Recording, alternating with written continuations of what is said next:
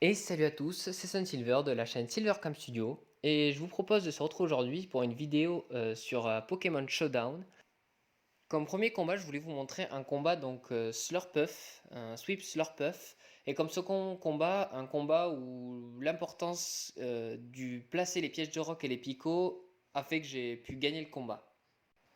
Alors ce match, je voulais vous montrer un sweep de Slurpuff, donc il y a un Pokémon que j'aime bien et je trouve assez rigolo à jouer. Donc je vais lead avec Electrode et Luit avec Glaceon. Je vais essayer de revenir plusieurs fois avec Volt Switch, sauf que j'y arrive pas, il va me toxic et lui il va faire plusieurs protects. Je vais donc le taunt pour éviter qu'il fasse des protects et puis qu'il puisse faire d'autres toxiques sur la team par la suite.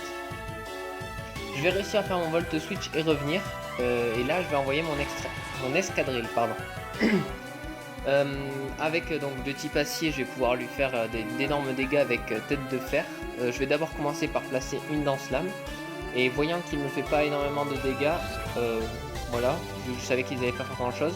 Et là il va refaire Protect, je m'en doutais, du coup je vais refaire une Danse Lame. Et là du coup il va refaire une Protect, mais bon ça passe pas. Et le Iron Head qui part et je vais le one shot. Il va ensuite envoyer Sharpedo, qui va évidemment me tuer avec Cascade. Et là je vais renvoyer mon électrode du coup pour refaire un Volt Switch. Donc ça va lui faire une grosse part de dégâts. J'ai envoyé Torterra et là il va me faire Psychic Fang. Donc je vais le tanker assez aisément. Donc je vais laisser Torterra, j'ai pas de raison de l'enlever.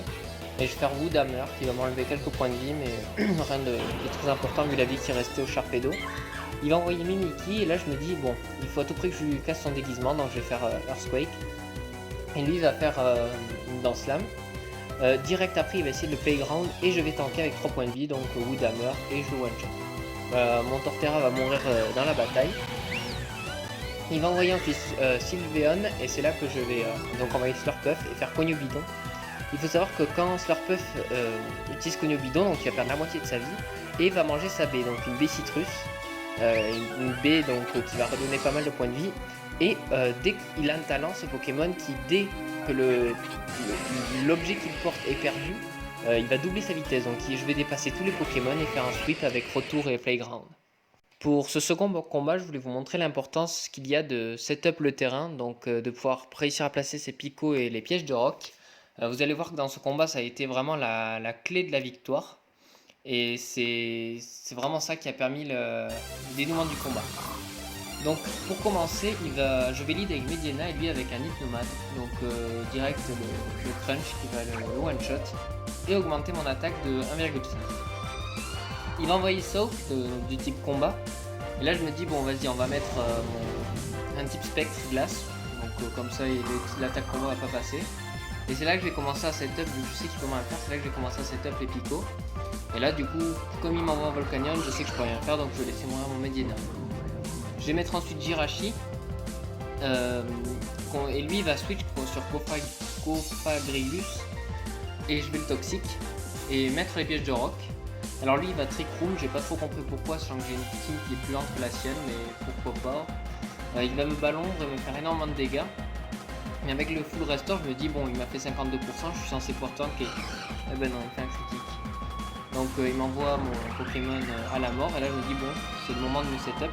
Avec Klinklang, et là je me dis mince, c'est vrai qu'il a puissance cachée combat, donc je vais re-switch sur Frostlass, et là il va me faire donc Pain Split et se soigner. Donc là je vais placer encore une fois les picots, je sais qu'il peut pas me faire grand chose à part me ballombre, mais il préfère Pain Split depuis tout à l'heure. Et également il place la Trick Room, il a vraiment envie de la mettre.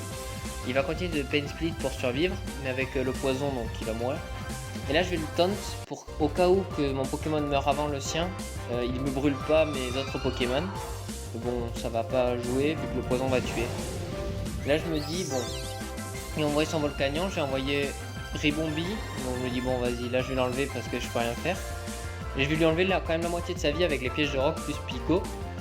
Je vais envoyer mon Conkeldurr et faire un Drain Punch qui va pas suffire à tuer. Mais avec un Mach Punch juste après ça va finir. Il va envoyer lui son Darmanitan. Et je vais également lui faire 50% de sa vie, donc ça fait très mal hein. Il prend vraiment très cher, rien qu'avec les pièges de roc, et c'est ça qui fait la plus grosse partie du travail. Je vais finir avec Ribombee. Et là je me dis bon, tout le combat va dépendre du dernier Pokémon. Et là je vois qu'il a un Klinklang aussi. Je me dis bon ben là c'est gagné vu qu'on a le même Pokémon. Lui va substitute même s'il a pris déjà des dégâts.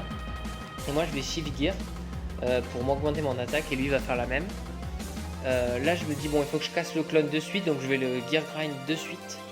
En espérant que ça le tue en un seul coup, mais bon j'espère pas trop, non ça va le tuer en 2 coups son clone. Donc là on se retrouve avec lui qui est boosté 2 fois, moi une fois, mais lui avec 63% de sa vie. Donc je me dis bon là il faut que je tape, il faut que je finisse, sinon Ribombee elle se fait one shot. Là il va faire une erreur, il va de nouveau Shift Gear. Donc cette erreur qui va me permettre donc de l'achever, vu que je vais avoir l'avantage sur lui, et dans un élan de survie, il va faire donc Will Charge qui va pas me tuer, et je vais pouvoir l'achever. Donc là il me reste plus que son saut, je me dis bon, au pire il va me tuer mon Klinklang, mais le Ribombee va le finir. Donc les pièges de roc et les picots vont encore faire des dégâts, et là en fait finalement Klinklang finit le combat. J'espère que cette vidéo vous a plu, et si vous voulez en voir d'autres, n'hésitez pas à vous abonner à ma chaîne, et sur ce je vous dis ciao ciao.